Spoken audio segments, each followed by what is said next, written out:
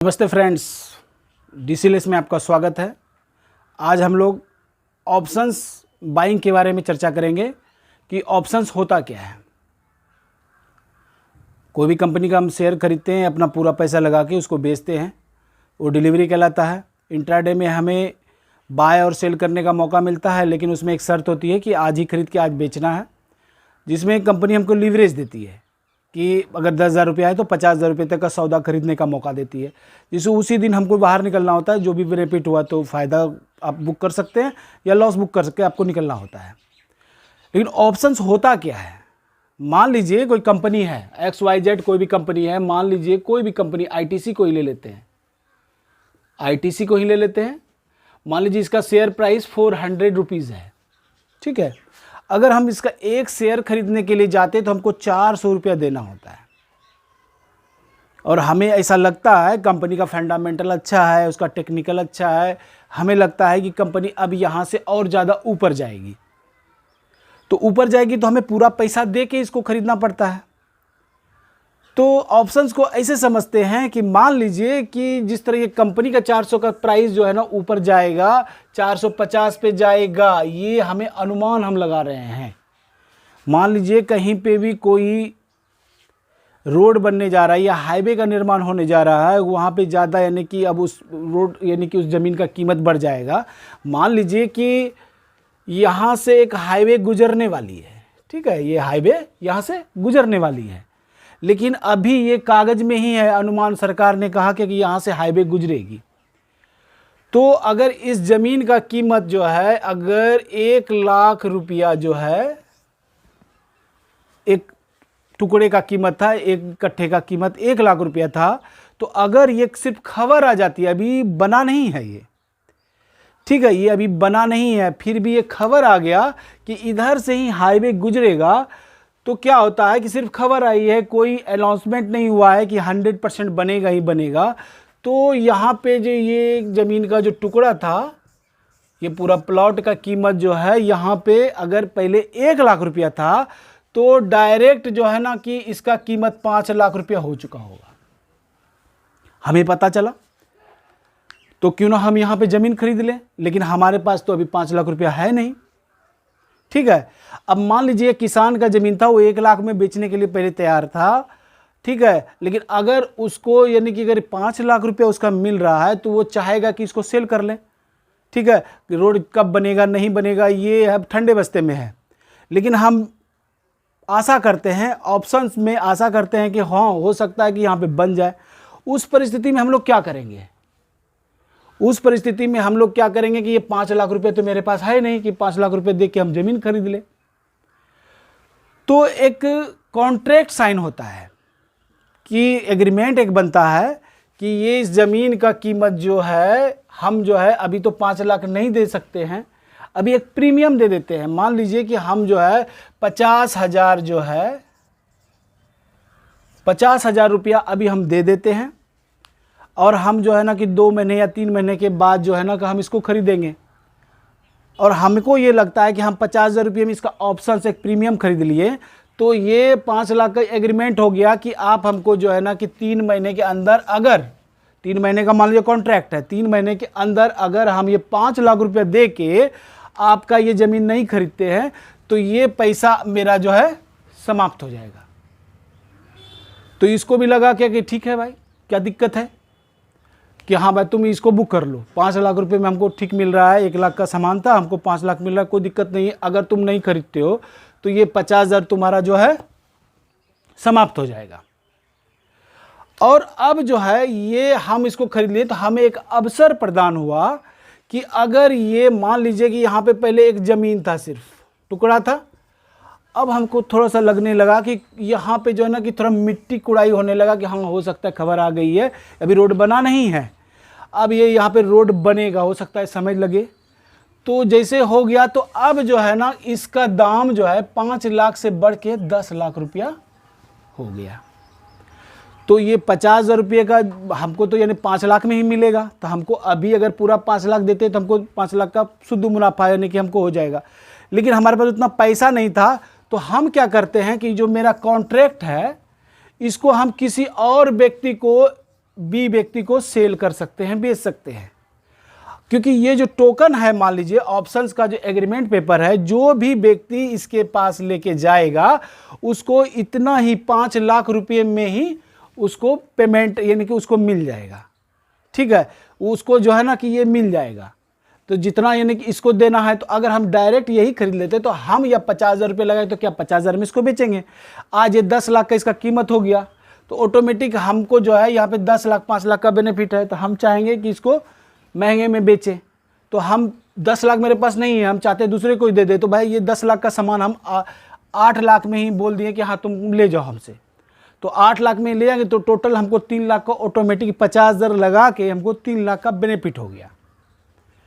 तो ये जो है ना ऑप्शंस में क्या होता है कि हम एक कॉन्ट्रैक्ट खरीदते हैं और वो डिराइव होता है, एक पीरियड होता है। मान लीजिए 3 महीने का पीरियड है, 1 महीने का पीरियड है, मान लीजिए कंपनी में 3 महीने का पीरियड है, हमें लगा 400 का प्राइस 450 रुपये जाएगा।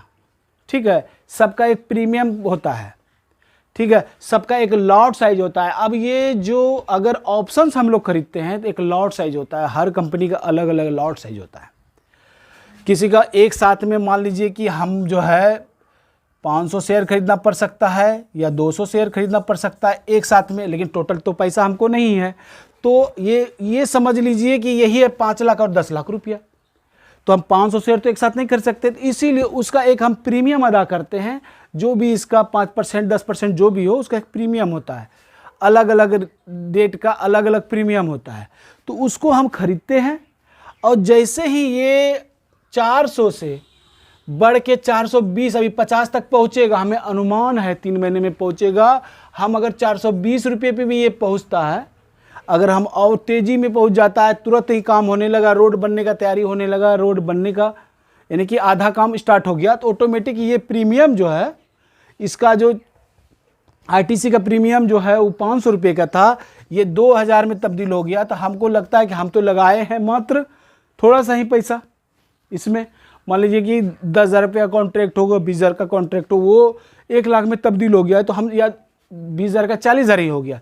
तो हम क्यों उतना दिन इंतजार करें 3 महीना हम इसको खरीदने के लिए, हम इसको बेच के निकल जाएंगे। जो दूसरा व्यक्ति खरीदेगा वो आगे समझे, उसको लग रहा है कि ये अगर 400 से 500 हुआ है तो 500 से 1000 भी जाएगा, तो वो उसको संभाल के रखता है, वो भी फिर किसी न किसी को बेचता है और लास्ट में वो कॉन्ट्रैक्ट समाप्त हो जाता है।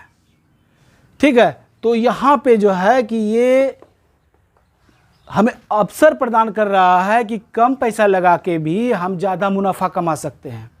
और फ्यूचर एंड ऑप्शन में आप देखे होंगे कि बहुत से व्यक्ति यानी 50,000 रुपये लगा के एक दिन में ही उसका 10 गुना तक पैसा निकाल रहे हैं, कोई डबल कर रहे हैं। लेकिन आप डिलीवरी में अगर कोई माल खरीदते हैं, मान लीजिए 400 रुपये का ही सिर्फ सामान खरीदे, अगर 420 रुपये गया तो सिर्फ 20 रुपये का हमको फ़ायदा हुआ।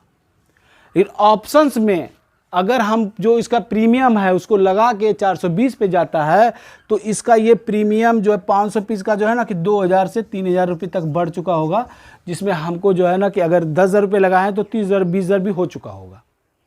अगर वो परसेंटेज के हिसाब से, अगर मान लीजिए कि आईटीसी का शेयर 10% से ग्रो कर गया, 10% से अगर ग्रो कर जाता है तो यहाँ लगभग जो है ना कि 200% का रिटर्न आपको मिल चुका होगा। अगर 10,000 रुपये का प्रीमियम है तो ये आपका 30,000 रुपये का हो गया होगा, आप यहाँ से निकल सकते हैं। बस इसमें क्या हो, आपका प्रोटेक्शन आपका बेहतर होना चाहिए, आपको सही कंपनी सही समय पे एंट्री और एग्ज़िट करना होगा, तभी आप धन कमा सकते हैं। आपको लग रहा है कि वो 3 महीने में जो कंपनी रिजल्ट देती है उसके आधार पे कंपनी ग्रो करेगी, उसमें थोड़ा समय लगेगा, हो सकता है 1 महीना 2 महीना 3 महीना समय लगेगा, और भी फंडामेंटल और टेक्निकल दोनों का मिलान करके आप एक व्यू बनाते हैं कि नहीं यहाँ से ग्रो करेगा, तो उस स्थिति में आप इसका फ्यूचर्स भी खरीद सकते हैं, आप इसका ऑप्शंस भी खरीद सकते हैं, जिसमें आपको कंफर्ट महसूस हो।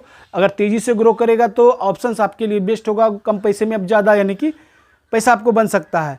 लेकिन आपको लग रहा है कि थोड़ा समय लगेगा तो आप उसको फ्यूचर खरीद सकते हैं, उसमें ज़्यादा पैसा लगेगा आपको, तो आप इसमें पैसा बना सकते हैं। बस थोड़ा सा ज्ञान आपको प्राप्त करना होगा कि किस समय हमको एंट्री करना है या एग्जिट करना है। अब मान लीजिए कि ये हाईवे बनना है, ये 10 साल डिले हो गया, अगर 10 ईयर जो है ना कि ये डिले हो गया तो आपको दिक्कत हो सकता है। आपको तो भाई पैसा अगर मान लीजिए आप खरीद भी लिए 5 लाख रुपये में, तो तो ये 10 लाख बनने में इसको अगर 5 साल 10 साल लग गया, 5 साल लग गया, तो आपको तो कोई फ़ायदा नहीं है। इसीलिए आपको तुरंत उससे बाहर निकलना होता है। हो सकता है कभी कभी अगर ये हो जाए कि पहले जो सरकार आई उसने कहा यहाँ से हाईवे बनेगा, ठीक है, और थोड़ा बहुत काम भी हो गया कि हाँ भाई ये ब्रिज का कटाई स्टार्ट हो गया, ये हो गया, वो हो गया, और दूसरा सरकार आके बोले कि नहीं ये हाईवे नहीं बनेगा।